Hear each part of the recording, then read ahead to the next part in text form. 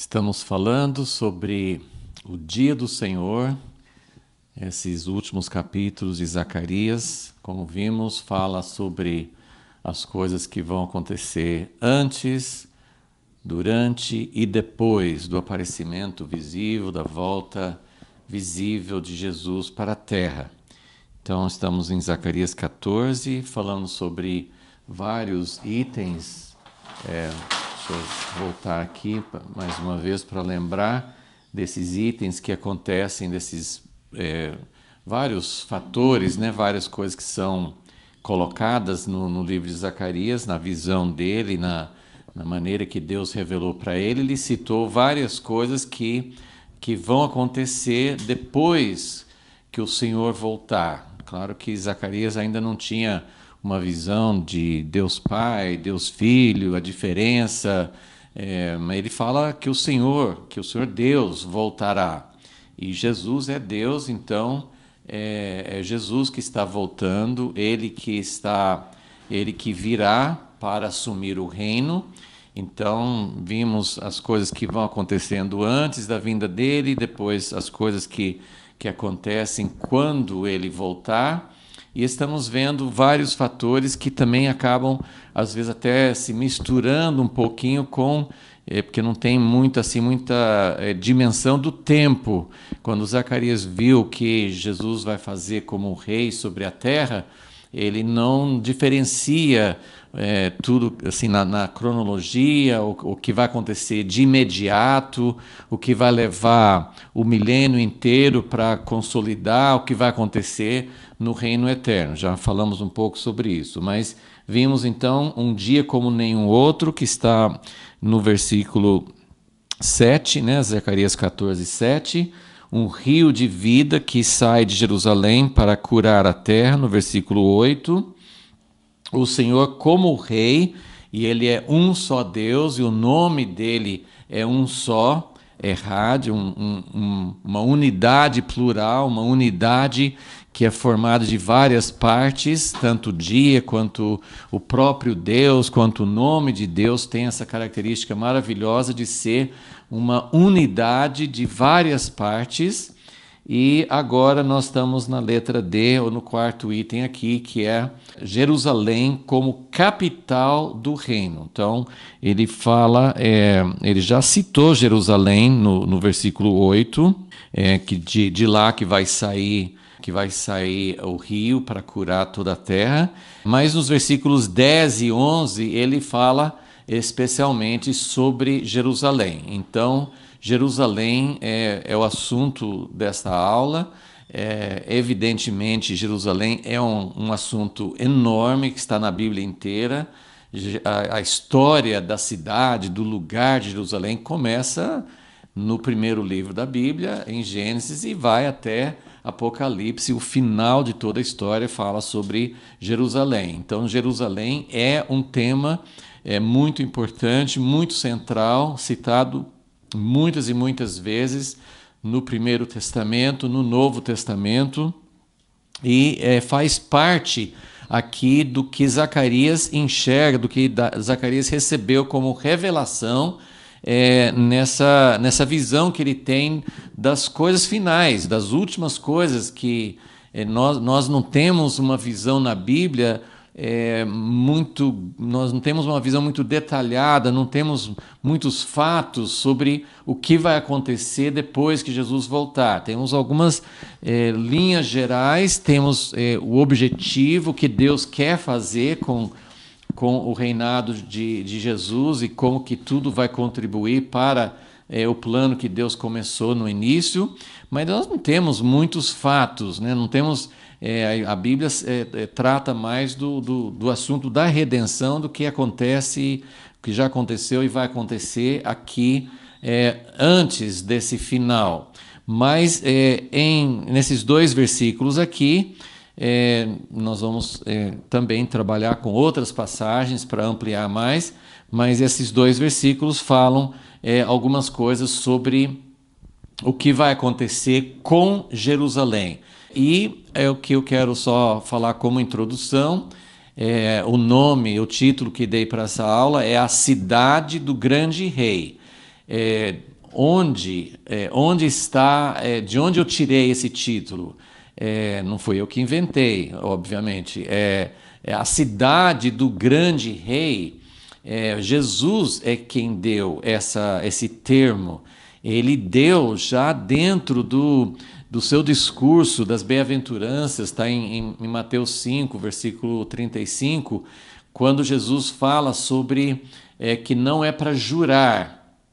Ele falou assim, não é para jurar pelo céu, porque lá é o trono de Deus. Você não é para usar o trono, o lugar onde Deus está, para seus juramentos. Você não tem controle sobre isso. É mais ou menos a ideia que Jesus está dando lá. Assim, você não pode usar como garantia do seu juramento uma coisa que você não controla. No final ele vai chegar assim que até os fios de cabelo na cabeça nós não controlamos quantos dias nós temos de vida. Então, ele está falando sobre isso. Então, não é para jurar pelo céu, ele diz, porque é o trono de Deus. Não é para jurar nem pela terra, porque é o estrado dos pés de Deus, né? Ele tem o trono no céu, mas o lugar onde ele coloca os seus pés, o descanso, o estrado dos seus pés é a terra. E depois ele fala assim, não é para jurar pela cidade de Jerusalém, porque é a cidade do grande rei. Isso faz parte, assim, não era uma novidade em si, mas e tem esses termos já indicados, principalmente no livro de Salmos, fala muito sobre a cidade de Deus, onde Deus vai reinar. E para os judeus, isso era Jerusalém, eles criam que Jerusalém, como lugar que Davi instituiu como a capital dele, como lugar do seu governo, e como tinha a promessa de Deus de que Davi teria um descendente sobre o trono para sempre, então eles entendiam que era a cidade de Jerusalém. E vamos lembrar que esse livro que nós estamos estudando, o livro de Zacarias, é o registro do que Deus falou com Zacarias no tempo da restauração, em que um grupo relativamente bem pequeno voltou do cativeiro na Babilônia e reconstruiu. Nessa época aqui de Zacarias, essas profecias finais, eles já tinham reconstruído o templo, já estava lá inaugurado, já estava funcionando, mas eles tinham voltado para Jerusalém, eles ainda eram um grupo pequeno, e dentro do coração deles, e dentro do coração de Zacarias, tinha essa pergunta, mas como que fica agora, depois do cativeiro, depois da destruição, depois dessa interrupção na história, o percurso da história, de tudo que tinha acontecido até então, e a glória, as promessas para Davi, para Salomão, como que ia ficar isso? Como é que ficaria a história? E para Ageu, contemporâneo de Zacarias, Deus tinha falado que não era para eles pensarem que aquela casa era insignificante, porque Deus iria encher com sua glória. Um dia, a glória desse segundo templo seria muito maior do que a glória do templo de Salomão, que era referência. Desde a época de Davi e Salomão, sempre os salmistas, os profetas, o povo, eles sempre pensavam que tinha que voltar para aquela glória. Mas Deus estava dizendo, vai ser muito maior. Então, hoje nós vamos pensar um pouquinho nessa cidade, nessas promessas. Zacarias estava dizendo da parte de Deus que realmente a cidade de Jerusalém era muito importante no plano de Deus. Antes de deixarmos essa folha aqui das aulas passadas, vamos lembrar que o dia do Senhor inclui acontecimentos de antes, né, que acontecerão antes de Jesus realmente aparecer visivelmente, durante a sua volta e depois. E Jerusalém é centro. Jerusalém é foco, Jerusalém é o centro nevrálgico de tudo que vai acontecer nas 3 etapas, no dia do Senhor. Jerusalém é onde tudo, o foco, os olhos estão voltados para lá. Desde antes da volta de Jesus, isso vai acontecer. Isso já vem acontecendo hoje. O que acontece em Israel, por ser um país pequeno, população pequena, muitos outros países, até países ricos da Europa ou de outras partes do mundo, tem países pequenos. Eles não aparecem nas notícias, você não ouve falar de outros países de tamanho semelhante a Israel. Mas Israel tem uma importância já hoje muito desproporcional ao seu tamanho, à sua população. Já é um lugar que tem repercussões em todo o Oriente Médio, que mexe bastante com economia e com guerras. Então já é algo que aparece bastante. Mas de acordo com Zacarias 12, que nós já estudamos, Jerusalém vai se tornar um cálice de atordoamento, vai se tornar uma pedra pesada, vai influir muito nos acontecimentos finais. E Jesus volta para Jerusalém, e enfim, Jerusalém está sempre no centro. Por que isso? Queremos examinar, queremos entender um pouco mais as implicações disso. Vamos orar. Senhor, nós queremos ver as coisas como o Senhor vê. Nós estamos numa época da história em que teu povo tem olhado mais para o lado espiritual. Nós temos pensado mais na Jerusalém celestial, temos pensado em Jerusalém como um lugar para onde as pessoas vão lá para o céu. Não pensamos muito numa cidade terrena, não pensamos muito no reino de Deus, que tem uma capital, que tem um lugar. É difícil para nós, eu confesso, é difícil imaginar Jesus sentado em algum trono físico, e nós não sabemos como vai ser, mas nós queremos olhar para essas profecias, para aquilo que o Senhor revelou, e queremos aprender a valorizar, a enxergar as coisas com o teu filtro, não com o nosso, com a tua lente e não a nossa. Ajuda-nos neste momento a captar um pouco daquilo que o Senhor quer nos mostrar a respeito da tua escolha, que o Senhor já fez uma escolha, o Senhor já determinou várias coisas sobre a cidade de Jerusalém e sobre a natureza do teu reino, e nós queremos entender isso e participar disso, porque nós queremos fazer parte do teu reino e queremos que o teu reino venha. Por isso, Senhor, pedimos a tua presença, a tua revelação, em nome de Jesus. Amém. Ok, então essas são as coisas que nós temos visto que vão acontecer. Então agora nós queremos dar uma olhada nessa cidade do grande rei. Então Jesus chamou Jerusalém da cidade do grande rei. Quem era o grande rei era ele mesmo, mas como as pessoas que estavam ouvindo a maioria não tinha revelação de quem Jesus era, eles poderiam pensar, o grande rei é Deus. Mas ele estava chamando Jerusalém, ele não estava dizendo lá no céu, ele estava dizendo não é para jurar por Jerusalém, porque Jerusalém é a cidade do grande rei. E só enquanto estamos nos lembrando das palavras de Jesus, vamos lembrar também de como Jesus chorou sobre Jerusalém.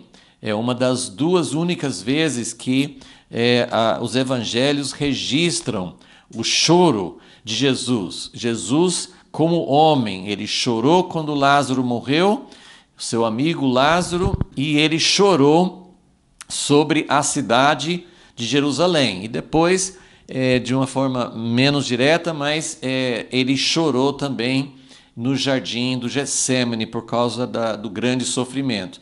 Mas ele chorou sobre a cidade de Jerusalém justamente porque a cidade de Jerusalém representa algo tão importante no plano de Deus. E ele estava chorando por causa daquilo que ele profetizou, que ele estava já vendo o que ia acontecer na cidade de Jerusalém, que ela seria mais uma vez destruída, e que a cidade, né, representando todo o povo, a nação de Israel, a cidade tinha rejeitado o seu Messias. Então, isso abriria um tempo de muito sofrimento. Em outro lugar, ele chama do tempo dos gentios. Então, a cidade de Jerusalém seria pisada, a cidade de Jerusalém seria destruída, e ele estava dizendo, ele estava chorando por causa disso, mas ele estava enxergando também lá no futuro o momento em que ele, o rei, voltaria. E o rei voltaria para Jerusalém. E Jesus encenou isso quando ele entrou na cidade de Jerusalém, montado num jumentinho.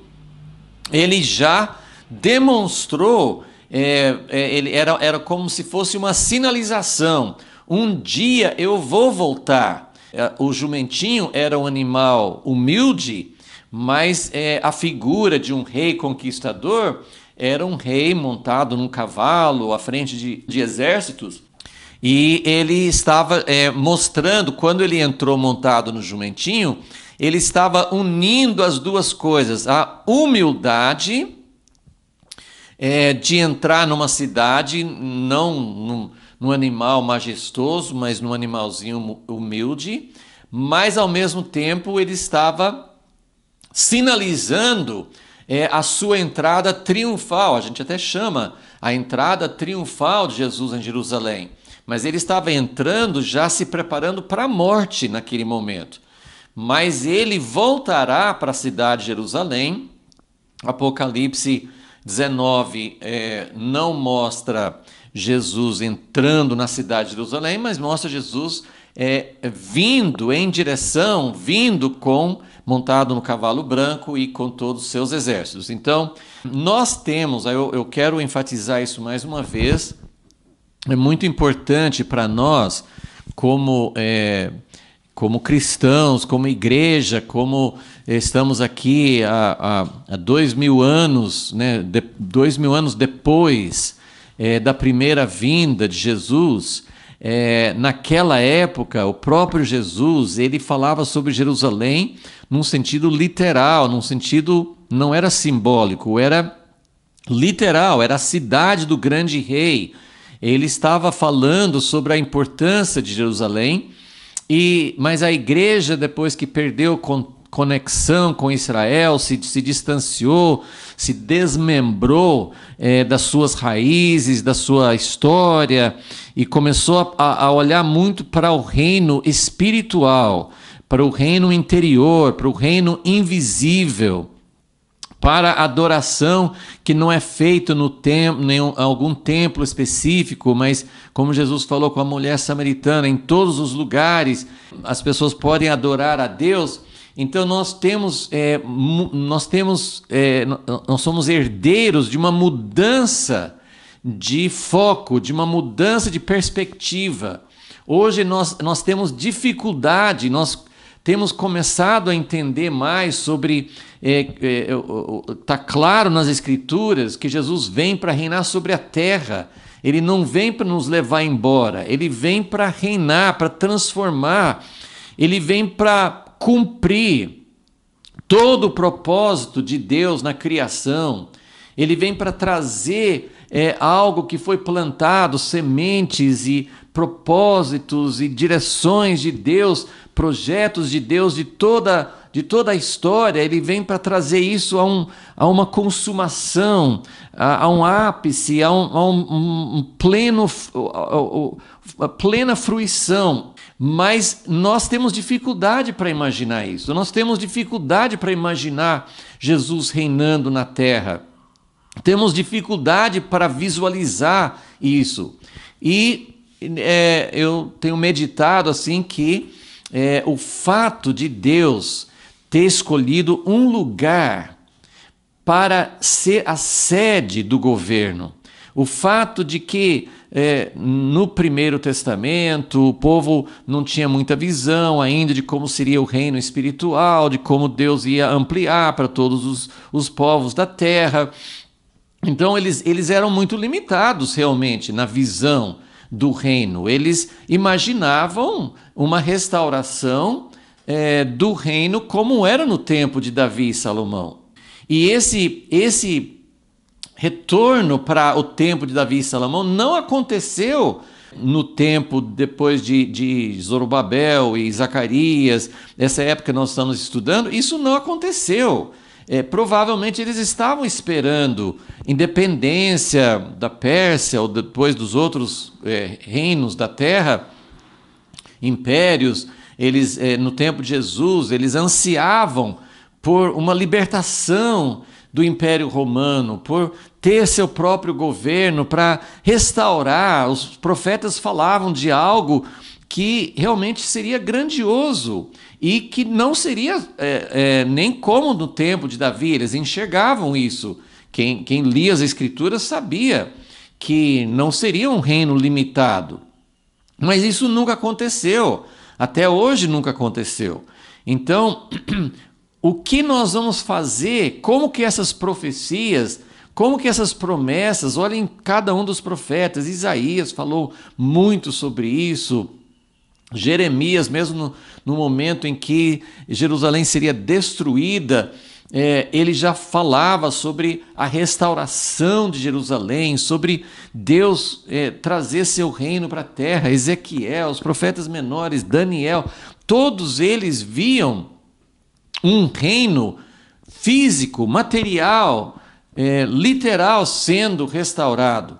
Então é muito importante nós entendermos qual é a importância de Jerusalém, qual é a simbologia espiritual e o que isso significa. Não é só o fato de que Deus está restaurando a nação de Israel hoje e muitas coisas, Deus está cumprindo as suas promessas para a descendência de Abraão, mas tem esse cumprimento pleno quando Jesus vai voltar. Então muitas pessoas têm, todos nós temos dificuldade de visualizar, todos nós temos uma dificuldade para realmente associar Jesus, reino de Deus, a um reino, um governo sobre as nações, como que vai ser isso. E é claro que tem muitos aspectos que nós não sabemos e que serão surpresa para nós. Como é que Jesus vai fazer isso? Mas vamos começar aqui, vamos olhar o texto, porque eu estou seguindo os itens, os aspectos que Zacarias coloca na sua profecia. Então vamos ver aqui o que fala em Zacarias 14, vamos pedir ajuda de Deus para entender a importância disso e para enxergar como essa profecia e tantas outras vão se cumprir. Então, voltando para o versículo 9, Zacarias 14, 9, fala: o Senhor será rei sobre toda a terra. Naquele dia, um será o Senhor e um será o seu nome. E aí o versículo 10. Então, nós já vimos então que Jesus vai voltar, seus pés vão descer sobre o Monte das Oliveiras, vai acontecer muita mudança topográfica, muitas coisas vão acontecer junto com a volta dele. Tem toda a vitória dele sobre os exércitos, sobre todas as nações que estão reunidos para eliminar Israel. E aí ele começa a governar. Tem esse rio que está saindo da cidade de Jerusalém. Mas o que vai acontecer? Né? Várias coisas, tem coisas que nós não vamos mencionar hoje, mas além desse terremoto que vai dividir o Monte das Oliveiras, vai criar um vale no meio desse monte, agora vamos ver uma outra mudança topográfica, uma outra mudança radical que vai acontecer com a geografia, com a topografia daquela região, provavelmente em outras partes também. Nós não sabemos quais serão as mudanças, se a volta de Jesus é muito mais cataclísmico do que o dilúvio. O dilúvio parece que mudou muito a superfície da Terra, a distribuição dos continentes, muita coisa mudou no dilúvio. Imagine com a volta de Jesus, muita coisa ele pode mudar. Então o versículo 10 descreve uma mudança muito forte na topografia, na superfície, na região exatamente de Jerusalém. Então vamos ler, versículo 10. Toda a terra em redor se tornará em planície, desde Geba até Rimon, ao sul de Jerusalém. Ela, Jerusalém, será exaltada e habitada no seu lugar, desde a porta de Benjamim até o lugar da primeira porta, até a porta da esquina, e desde a torre de Ananeel até os lagares do rei. Versículo 11, habitarão nela e já não haverá maldição. Jerusalém habitará segura. Eu vou colocar aqui, então, nós temos uma mudança, da topografia. O que vai mudar? Jerusalém hoje já é uma cidade que fica no alto. Como já mencionamos, a maioria das cidades históricas, bem conhecidas na antiguidade, a maioria eles começavam cidades ao lado dos rios. Então, geralmente eram lugares mais baixos, né, perto de rios, porque a água é essencial para a vida, então eles dependiam daquela fonte de água para juntar muitas pessoas e formar uma cidade. Jerusalém não, Jerusalém tinha uma fonte de águas, mas era muito limitada e não era um rio, e ficava mais no alto. Em Israel, principalmente ali, assim, não são montanhas com uma altitude muito grande. Quando fala sobre o Monte Sião, Jerusalém é uma região mais alta, sobe ou seja, do Rio Jordão, ou seja, assim, do lado do Oriente, ou do lado do Ocidente, do Mar Mediterrâneo, Tel Aviv ou qualquer outro lugar, você sobe. Mas não é uma subida montanhosa, não é uma coisa absurda, né?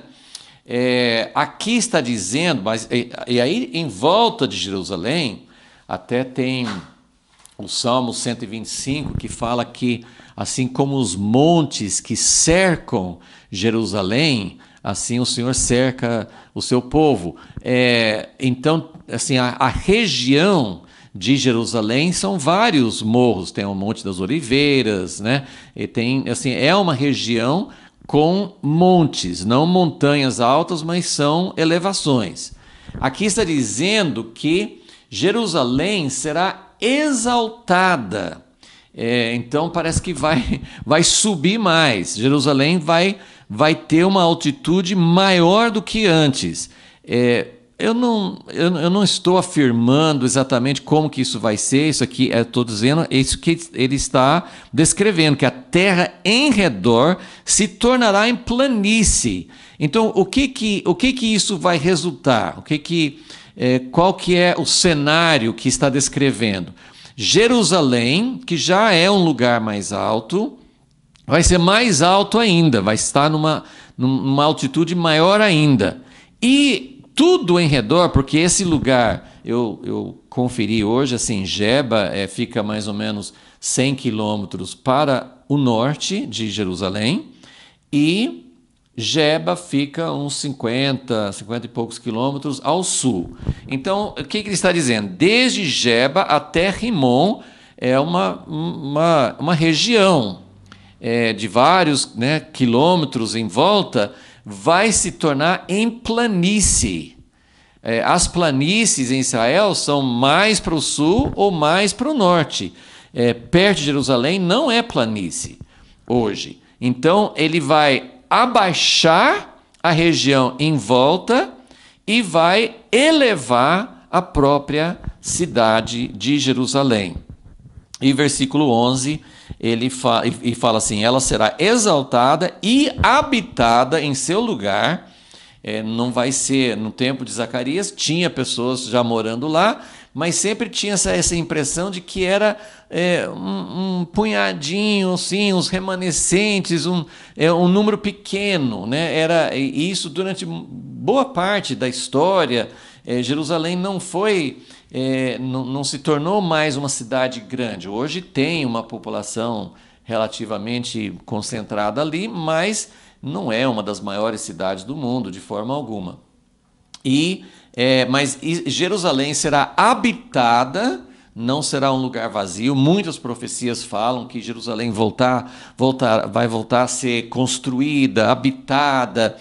E aí fala assim, versículo 11, confirma: habitarão nela e já não haverá maldição. Eu coloquei vários itens aqui. Vou já citar, já que está falando aqui sobre habitarão nela e não haverá maldição. Aqui na letra D, aqui nessa folha, eu coloquei assim, que Jerusalém é uma cidade com uma história como nenhuma outra. Não existe, você pode estudar, normalmente não se estuda tanto histórias de cidades, geralmente os países, ou regiões, ou impérios, povos, né? Mas Jerusalém tem uma história. Encontramos alguém me deu algum tempo atrás, né? Uma biografia da cidade de Jerusalém. É impressionante. Eu não vou lembrar dos números, mas eu acho que nenhuma cidade foi destruída tantas vezes. Roma já foi destruída, várias cidades do mundo passaram por destruições, mas na quantidade de Jerusalém é simplesmente sem paralelos. Jerusalém já foi destruída, sei lá, talvez mais de 20 vezes. Foram muitas destruições. É uma história de vários ciclos e nunca sendo abandonado. Por exemplo, a região, mesmo, não sei exatamente, né, eu não fiz um estudo para saber exatamente, tem no Iraque, né, onde era a cidade de Babilônia, tem uma cidade nas proximidades, mas dizem que o local mesmo onde era a antiga Babilônia não tem cidade, que é até uma profecia também que tem nas Escrituras de que Babilônia seria destruída para sempre. Mas o sistema babilônico ainda não Babilônia, como em Apocalipse 18, ainda não caiu, né? Mas Jerusalém tem uma história de sucessivas destruições, sofrimentos, situações assim. É uma cidade como o próprio povo judeu, que também tem uma história sem paralelos. Jerusalém, toda a região de Israel tem uma história, mas a cidade de Jerusalém tem uma história específica e é uma cidade que tem uma história ímpar, uma história sem paralelos. Eu vou voltar a falar um pouco mais sobre isso, mas antes eu só quero confirmar essa profecia que fala que, versículo 10, que Jerusalém será exaltada. Tem duas profecias que são praticamente idênticas. Eram profetas contemporâneos. Um é mais conhecido que Isaías, está em Isaías 2, os primeiros versículos de Isaías 2. E tem uma profecia que até fica uma especulação quem copiou de quem, que como que os dois profetas têm essa profecia tão idêntica, quase palavra por palavra. Mas eu vou ler em Miqueias capítulo 4, porque ele tem uma partezinha no fim que Isaías não tem, então é um pouco mais completo. Então vamos ler, assim, não vou entrar em todos os aspectos dessa profecia agora, mas aqui está dizendo o seguinte, Miqueias 4, versículo 1. Mas nos últimos dias, o monte da casa do Senhor será estabelecido no cume dos montes. Então, quando você lê essa profecia pensando em Jerusalém como é hoje, não faz muito sentido, porque Jerusalém está numa região mais alta do que os arredores, mas não é um monte alto. E aqui está dizendo, nos últimos dias, o monte da casa do Senhor será estabelecido no cume dos montes. Bom, nós podemos pensar que isso é simbólico, que isso é apenas para dizer assim, que vai ser o lugar mais importante. E pode ser, eu não tenho a chave, eu não tenho nenhuma opinião dogmática sobre o que vai acontecer, mas só ligando isso com Zacarias 14:10, combina com esse aspecto dizer que Jesus vai estabelecer seu governo numa cidade.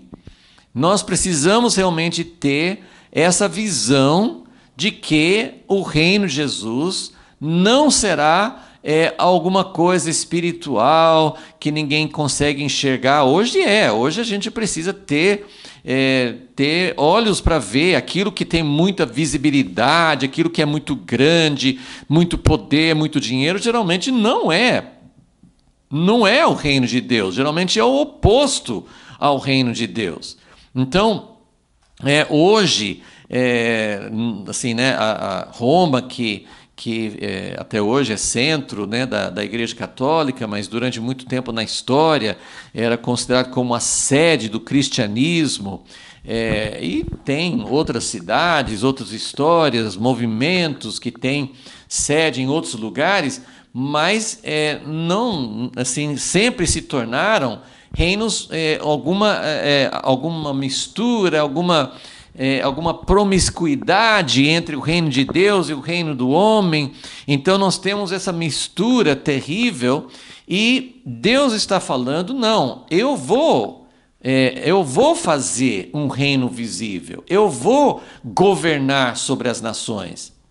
Então, nos últimos dias, o monte da casa do Senhor será estabelecido no cume dos montes, se elevará sobre os outeiros, né? Então, outeiros são montes mais baixos, né? Então, a casa de Deus, o reino de Deus, o lugar do governo de Deus vai ser estabelecido, seja literalmente, não estou dizendo que literalmente, eu não sei, pode ser que seja, eu não tenho essa clareza para dizer assim, Deus vai fazer um monte em Israel que vai ser o monte mais alto do mundo, não estou dizendo isso, mas pode ser que haja uma mudança literal de tornar esse lugar mais alto, ou pode ser que realmente simplesmente está dizendo que vai ser o lugar de maior autoridade, né? Porque o monte ou a montanha tinha essa ideia de um governo, né? De uma autoridade.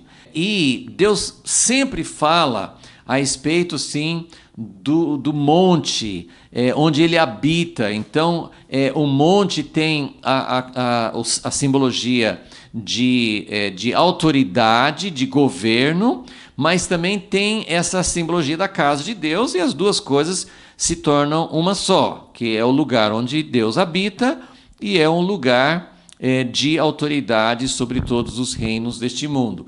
Então, como nós vimos na aula passada, Jesus vem para governar, ele vai derrotar as forças do mal, mas o início do seu governo, esse período que nós chamamos de milênio, ele vai estabelecer seu reino dentro desse sistema humano.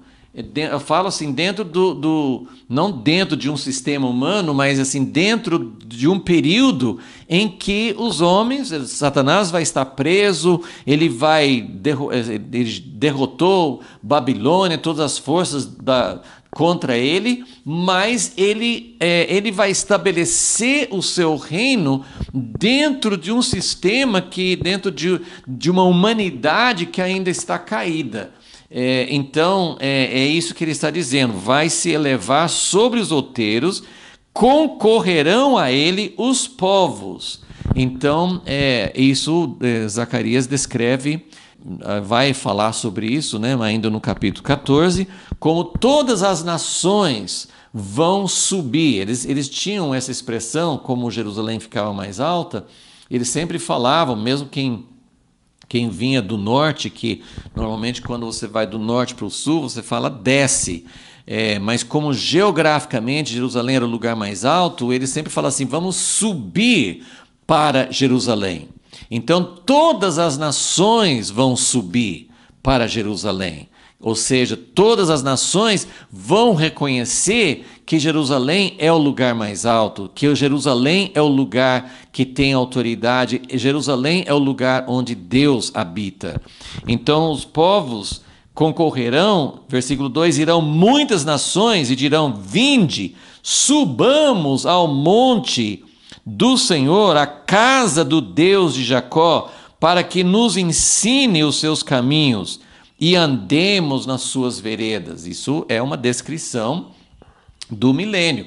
É semelhante, tem semelhanças com o reino eterno, porque nos últimos capítulos de Apocalipse também fala das nações que vão entrar e sair da cidade. Então, mesmo no reino eterno, tem essa visão de que tem uma cidade central, tem uma cidade que é sede, tem uma cidade onde Deus habita. Deus não vai habitar em todos os lugares, né? Deus está em todos os lugares hoje. Jesus está conosco aonde quer que nós estejamos, mas isso é uma realidade espiritual. Mas para que tenha um reino visível, precisa ter uma capital visível, precisa ter um lugar físico. E é isso que Deus está mostrando. Ele já escolheu o lugar, ele vai fazer a sua capital nesse lugar. Então, andemos nas suas veredas. O final do versículo 2. De Sião sairá a lei. A lei é essa palavra Torá, instrução. E é a ordem de Deus, né? Ele vai governar sobre as nações com a sua vontade, com a sua palavra, as suas ordens, a sua vontade, aquilo que Deus coloca como essência para toda a humanidade viver em harmonia e em paz, vai proceder do governo de Deus.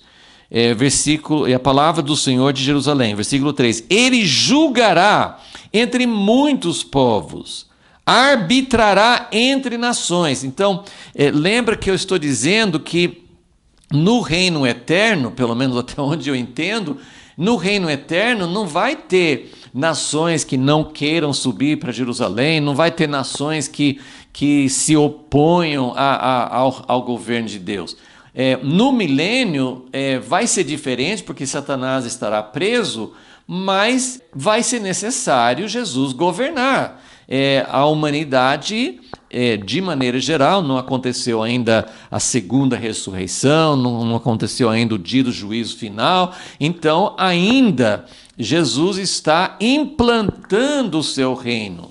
Então ele julgará entre muitos povos, arbitrará entre nações poderosas e longínquas, onde quer que estejam. O governo dele vai chegar a todas as partes do mundo.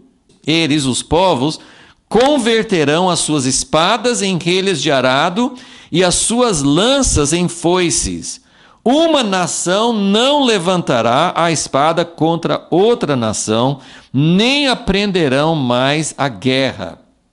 Já imaginaram um mundo onde não precisa gastar bilhões e trilhões de recursos em guerras, em materiais bélicos, em sistemas, em treinamento, né? Então, o reino que Jesus vai trazer sobre a terra, ele falou que vai trazer paz, né? Eles não vão mais aprender a guerra. Versículo 4.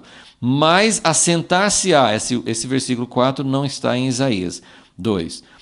Mas assentar-se-á cada um debaixo da sua videira, debaixo da sua figueira, e não haverá quem os espante, porque a boca do Senhor dos Exércitos o disse.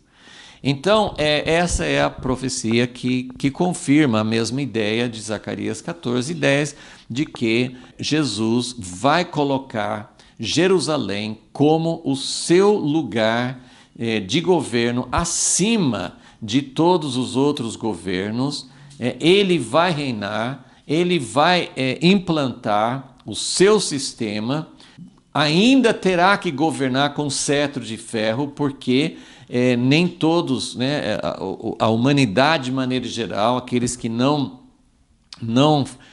serviram ao Senhor, não se converteram ao Senhor, mesmo sem a presença de Satanás, eles ainda não terão a lei no seu interior, eles não serão pessoas transformadas. Então, Jesus vai mostrar como reinar nessa situação, ele vai demonstrar, ele vai ensinar, ele vai governar junto com o seu povo, junto com aqueles que foram ressuscitados, né, na primeira ressurreição. Ele vai governar sobre um mundo que ainda está em processo de transformação.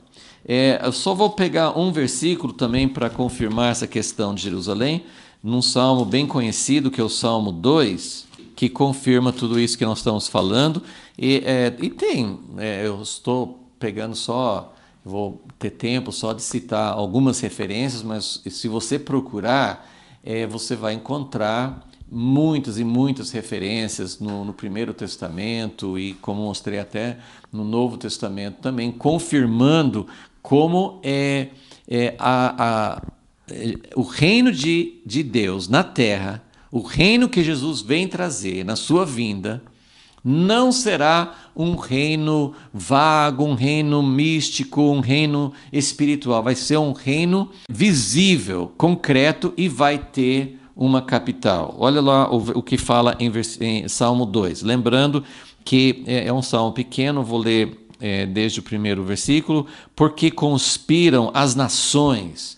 Isso aqui está se referindo a esse grande conflito final que Zacarias descreveu e outros profetas também. Por que conspiram as nações? Isso é um fato contínuo. Babilônia, o sistema do homem, os impérios que Daniel viu, estão sempre conspirando contra Deus, estão sempre, mas isso vai chegar a uma manifestação mais forte final. Por que conspiram as nações e os povos imaginam coisas vãs? Os reis da terra se levantam, os príncipes se reúnem contra o Senhor, que é o Deus Pai, e contra o seu ungido. Às vezes o salmista poderia imaginar isso como o rei Davi, o seu ungido, mas é claro que isso está se referindo de maneira mais completa a Jesus. Jesus é o Cristo, o Messias, o ungido. Dizendo: rompamos as suas cadeias, sacudamos de nós as suas algemas. Então é uma insurreição, é um levantamento. Em algum grau, todos os povos têm aceitado princípios de ética, de moral, que vêm de Deus. E eles estão falando: vamos romper tudo, vamos quebrar essas cadeias, nós vamos fazer o que a gente quer, nós não vamos obedecer mais às ordens de Deus. E aí, versículo 4, aquele que está entronizado no céu se ri, o Senhor zomba deles. Então lhes fala na sua ira, e no seu furor os confunde, dizendo... E aí o versículo 6, Salmo 2, versículo 6. Eu ungi o meu rei sobre o meu santo monte, Sião. E ele fala: tu és o meu filho, eu hoje te gerei, e pede-me e te darei as nações por herança. Então, aqui está falando, está descrevendo o grande conflito final, todas as coisas, em todas as épocas, os grandes imperadores se colocavam como deuses. Isso vem até nos tempos modernos, né? Os grandes ditadores do século XX, e isso continua em países como a Coreia do Norte, e sempre, em todos os regimes ditatoriais sempre tem imagens enormes, às vezes não usa o termo de divindade, mas sempre tem essa ideia de que o imperador, o ditador, aquele máximo, ele é chamado de pai, ele é chamado de salvador, ele é chamado de Deus. Então, sempre tem essa ideia assim de que o homem ocupa o lugar de Deus. Mas no fim dos tempos, nós não sabemos exatamente como isso vai se manifestar, mas toda a ideia de um anticristo, toda a ideia de um levante contra Deus é exatamente a ideia de que vai haver um grande conflito final. E onde esse conflito final vai se manifestar?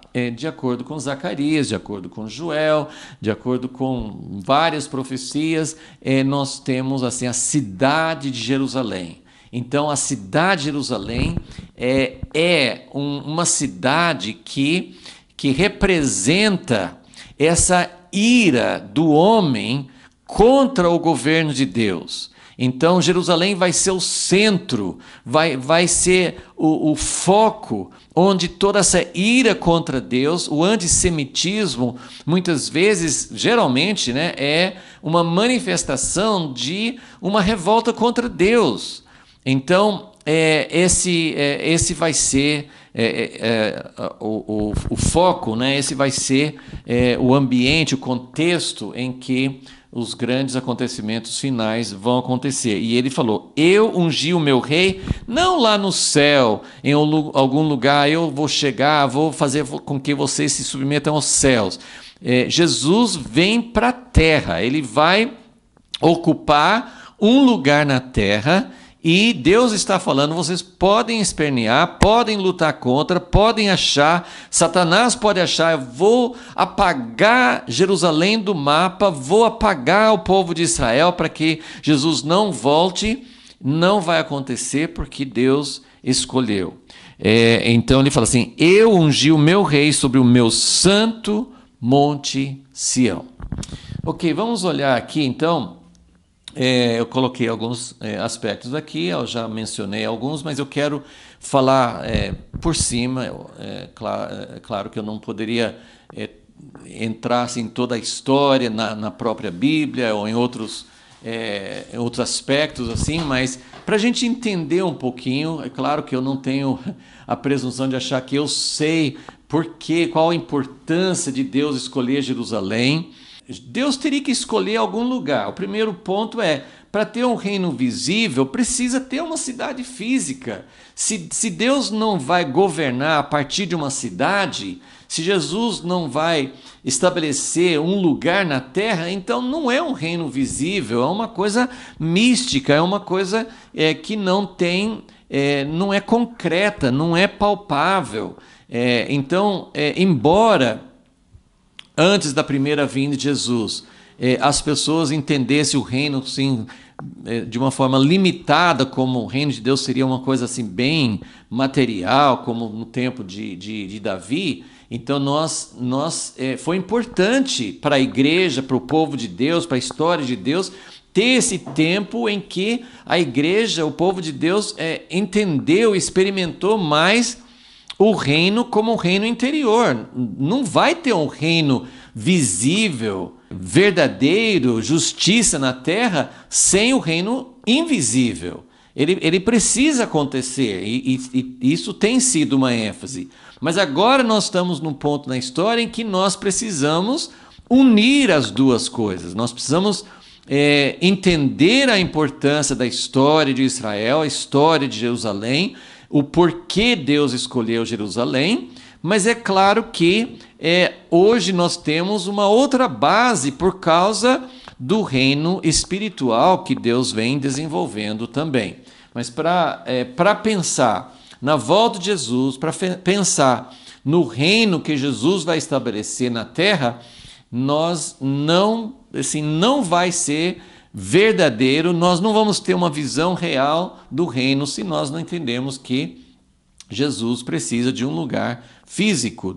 Jesus vai reinar visivelmente sobre as nações e para isso ele precisa de um lugar, uma cidade física como capital. Agora, vamos pensar assim, por que, né? Essa pergunta é perigosa, devemos ter muito temor, porque tem muitas perguntas que a gente não teria uma resposta completa. Eu tenho a pergunta, por exemplo, por que Deus colocou a árvore do conhecimento do bem e do mal dentro do jardim? Tem várias respostas para isso, mas é uma daquelas coisas que a gente não tem assim a gente não tem a mente de Deus, a gente não tem a compreensão, a amplitude do pensamento de Deus para poder responder plenamente algumas perguntas. Então, nós poderíamos perguntar, mas por que Deus quis o povo descendente de Abraão? Por que Deus quis aquela terra de Israel? E por que Deus escolheu Jerusalém? Então, vamos olhar no Salmo 132, porque é um salmo que sintetiza, porque quem escolheu Jerusalém para ser capital de Israel? Antes de ser capital do reino de Deus no mundo todo, Jerusalém foi uma cidade conquistada por Davi. Até o tempo de Davi, em torno de 400 e tantos anos depois que eles entraram na Terra Prometida, depois do tempo de Josué, até o tempo de Davi, Jerusalém não estava nem nas mãos do povo de Israel. Estava nas mãos dos jebuseus, um dos povos cananeus ali. Então, quem conquistou Jerusalém e quem adotou Jerusalém como lugar primeiro para sua morada, antes de ser um lugar para a casa de Deus, Jerusalém foi a cidade de Davi. Tanto é que Monte Sião, lugar onde estava a casa de Davi, era chamada assim a cidade de Davi. Então, Jerusalém, Sião, foi um lugar escolhido por Davi. Salmos 132 fala assim, né? Versículo 10 fala assim: por amor de Davi, teu servo, não desprezes o teu ungido. O Senhor jurou a Davi com verdade, e não se desviará dela. Do fruto das tuas entranhas porei sobre o teu trono. Então nós temos um juramento que Deus fez a Davi. Esse aqui é um resumo. Estou dizendo isso que a história é longa, só quero lembrar dos fatos principais. Foi Davi que conquistou Jerusalém, Davi que estabeleceu sua casa ali, seu trono. Depois Davi trouxe a arca para Jerusalém. Depois Davi falou assim: eu quero fazer uma casa para Deus. Então, no versículo 13, 132, Salmo 132, versículo 13, fala: porque o Senhor escolheu a Sião e desejou-a para sua habitação, dizendo: este é o lugar do meu repouso para sempre. Aqui habitarei, pois o desejei.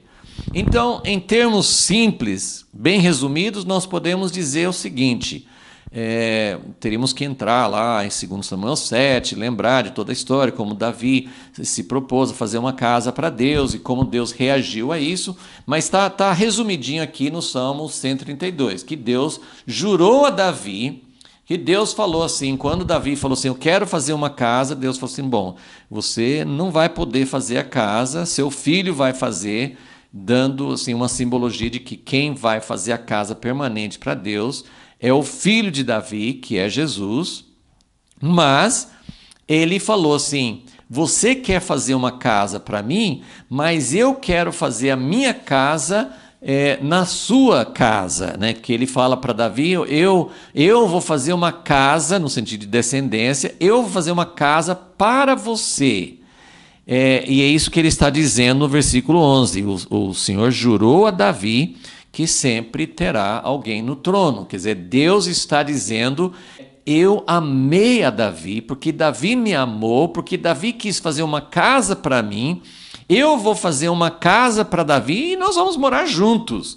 E a casa que Davi pensou em fazer, ela será feita pelo filho de Davi, o templo foi feito por Salomão, mas a casa verdadeira é a casa onde Deus habita. Mas aí no versículo 13 ele fala, porque o Senhor escolheu a Sião. Mas quem escolheu Sião? Foi Davi. E como Deus foi tocado por Davi, então ele falou, eu vou fazer a minha casa, o meu trono, e tem toda essa relação entre Davi querendo Deus acima de todas as coisas, querendo dar alguma coisa para Deus, e nessa reciprocidade, nesse coração de Davi, que é um coração segundo o coração de Deus, Deus encontra um lugar. Então, a escolha de Jerusalém, assim como a escolha de Abraão, não é uma escolha aleatória. Não é Deus simplesmente assim, bom, aqui tem várias pessoas, eu vou fechar os olhos e apontar para um deles. É Deus procurando realmente um lugar onde ele pode ter um verdadeiro relacionamento. Então, Jerusalém é o contrário de Babilônia. Babilônia foi onde as pessoas se reuniram para fazer um nome para si mesmos. Foi um lugar, a Torre de Babel, onde o homem quis subir até o céu, mas não para conhecer a Deus, para fazer um nome, para se unir, para ser poderosos, para enfrentar o próprio Deus, para ser maior do que ele. Então, toda essa exaltação humana, nós sabemos que os dois reinos são simbolizados na Bíblia por Jerusalém e Babilônia. Então, qual lugar que Deus vai escolher na terra para colocar a sua habitação, a sua sede, o seu trono? No lugar onde tem esse relacionamento, esse coração de Davi. E não em nenhum dos outros lugares, porque Babilônia, Roma, Londres, Pequim, Moscou, Nova York, todas essas cidades dos homens representam lugares onde o homem querendo se exaltar. É o reino que é contrário a Deus. Agora, Deus, ele quer habitar na terra, ele quer transformar Roma e Londres e Paris e Nova York e todas as cidades do mundo. Ele quer transformar esses lugares no seu reino. Ele quer resgatar, ele quer trazer de volta, ele quer derrubar Babilônia e estabelecer Jerusalém como o monte mais alto, não porque ele quer que um domine sobre o outro, mas ele quer uma vida de harmonia, ele quer todos os povos fluindo e vivendo juntos e sendo realmente o que ele quis desde o início. Então, isso é só para dar uma ideia sobre a origem da cidade de Jerusalém. Mas aqui então eu coloquei na letra B, que foi um lugar escolhido por Davi. Mas olha que mistério, olha que coisa linda na história de Deus. Deus deixou Davi, Deus escolheu Davi para ser o rei, e ele deixou Davi, ele se tornou rei, e aí ele pensou em Jerusalém, e Davi pensou, e foi uma iniciativa de Davi, mas ele deixou Davi escolher Jerusalém, foi uma escolha de Davi, é uma cidade associada para sempre com Davi.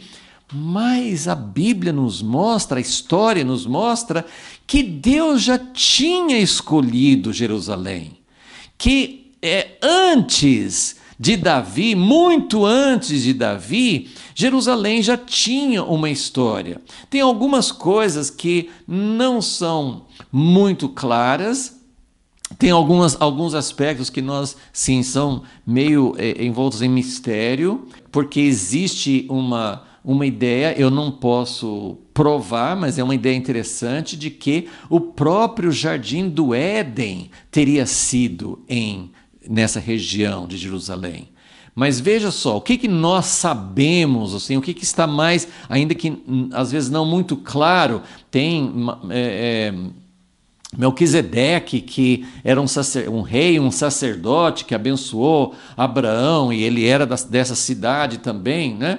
Mas tem uma coisa assim que é muito forte no livro de Gênesis, que não fala ali, fala o Monte Moriá, que aconteceu algo muito significativo, que foi onde Abraão obedeceu a Deus e ofereceu o seu filho, né? Deus o poupou, mas ele estava pronto a sacrificar seu filho amado Isaque, representando como Abraão ali, ele vivenciou, ele demonstrou o amor de Deus Pai, pronto para sacrificar seu próprio filho para o mundo todo. Então, o lugar onde Abraão ofereceu seu filho Isaque foi também o lugar onde Davi, no momento muito dramático da vida dele, depois de ter pecado, depois de ter sofrido os resultados do seu pecado e ter sofrido bastante, naquele momento do recenseamento, quando o anjo de Deus estava com a espada pronta para destruir a própria cidade de Jerusalém. E Davi clamou a Deus, falou assim: Deus, fui eu que pequei, esse povo não precisa julgar o povo, julgue a mim. E Deus mostrou para ele um lugar onde ele poderia fazer um altar. Davi, que tinha restaurado a arca, mas precisava restaurar o altar, precisava trazer de volta realmente aquilo que o altar representa, que o altar é a cruz. Então foi ali que ele sacrificou em cima de um altar e que se tornou, foi ali que a vida de Davi renasceu depois de anos de escuridão, de opressão por causa do que ele tinha feito. Foi ali que a visão da casa de Deus foi renovada. Então, olha que história tem a cidade de Jerusalém. É uma história fascinante, porque antes de Davi escolher se ali era o lugar onde era a árvore da vida, o jardim do Éden, ali foi o lugar que Abraão chegou ao seu ponto mais alto de comunhão com Deus, de entrega a Deus. Agora, então, Jerusalém foi escolhida por Davi, mas antes tinha sido escolhida por Deus, então já tinha uma história oculta, assim, não muito evidente, mas Deus já estava, esse lugar era muito significativo, e é o lugar onde Jesus, o Filho de Deus, foi oferecido na cruz. Então, algumas pessoas falam assim: mas por que Jerusalém? Isso é uma ideia judaica, isso é Deus sendo como que partidário de um povo. Não, isso é a história da redenção. Tem algum lugar na terra que tem mais significado para a redenção, para todos nós, do que Jerusalém? Não tem um lugar que possa ser mais significativo para o plano de Deus e um lugar para Jesus reinar. E aí eu quero colocar, eu já coloquei assim na letra E, já mencionei que Jerusalém vai ser o centro, o foco, o epicentro, né, de todos os acontecimentos antes da vinda de Jesus, Jesus voltando para lá e Jesus reinando de lá. Então Jerusalém é o centro da terra, é o centro da história. Então, agora olha esse último item aqui, que Jerusalém, como já mencionei, é uma cidade que tem uma história de sofrimento, uma história de rejeição. A gente pode pensar: por que Jerusalém tem um status acima de outros lugares? Jesus, quando voltar, ele poderia reinar de qualquer lugar. Isso é não entender os caminhos de Deus, porque Deus dá muito valor à história, Deus dá muito valor ao caminho que ele vem traçando. E enquanto Babilônia é um lugar que que exala exaltação humana, glória, poder. Leia o livro de Daniel, como Nabucodonosor era altivo, como ele se colocava, fez uma estátua para todo mundo adorar, como ele achava que ele era o maioral, que ele tinha o máximo e tinha riquezas. Então ele representa todo esse sistema humano querendo tomar o lugar de Deus, querendo tomar a glória de Deus, se colocando contra o próprio Deus. E Jerusalém é uma cidade que tem histórias de glória, né, como no tempo de Davi e Salomão, mas tem muito mais histórias de tristeza. Tem no tempo de Jeremias, a cidade foi arrasada, o templo glorioso foi totalmente destruído. Depois, no ano 70, foi destruído de novo num sítio. O processo ali foi registrado pelo historiador Joséfo. Foi assim uma história quase que inigualável de dor, de sofrimento, de tortura, de morte. E isso aconteceu mais vezes na história. Mais vezes era o palco de guerra entre cristãos e islâmicos, muitas e muitas destruições, muitos conflitos na Primeira Guerra Mundial e assim por diante. Então, Jerusalém representa, e olha que o sofrimento não acabou, porque se Zacarias 13, 14 realmente vão se cumprir ainda no futuro, Jerusalém vai sofrer muito ainda. Jerusalém que vai ser o epicentro de acontecimentos no final, mas ainda vai ser o palco de muito sofrimento. Então, isso mostra o caminho de Deus. Isso é simbólico, não só simbólico, acontece, né? Vai acontecer, tem acontecido e vai acontecer na vida real, mas isso mostra como o reino de Deus, Jesus colocar seu trono ali. Jesus não escolhe um lugar de glória humana, ele não escolhe um lugar de exaltação humana. Ele escolhe um lugar que já sofreu, que vai sofrer, porque ele vai purificar. Os profetas falam, né, Isaías 4 fala que os que ficarem em Jerusalém vão ser purificados, que pelo fogo, pela tribulação, Deus vai apurar, Deus vai purificar, e Ele vai fazer com que esse lugar que Ele escolheu como seu lugar de morada, mas que seja um lugar que passe pela morte, pela cruz. Não é uma cidade que tem glória humana, não é uma cidade que vai chegar essa exaltação que nós lemos, que vai acontecer nos últimos dias. O monte da casa do Senhor vai ser exaltado, porque assim, é uma exaltação como a própria vida de Jesus. É um ícone adequado da trajetória do rei, do nosso Messias, do nosso rei. Ele sofreu ali, ele passou pela morte ali. E ele falou, enquanto estava aqui na terra, ele falou, o templo não vai ficar uma pedra sobre a outra, vai passar por sucessivas destruições, porque o reino de Deus, ele é assim que ele vem. Ele vem pela cruz, ele vem pela morte, ele vem pela apuração. Então, isso que nós estamos, isso que nós estamos olhando mais, as profecias. Vamos terminar lendo como fala em Zacarias 14, versículo 11, ele fala: habitarão nela, já não haverá maldição. E é o que fala em Apocalipse 22, que quando a nova Jerusalém descer, não vai haver mais morte, não vai haver mais maldição.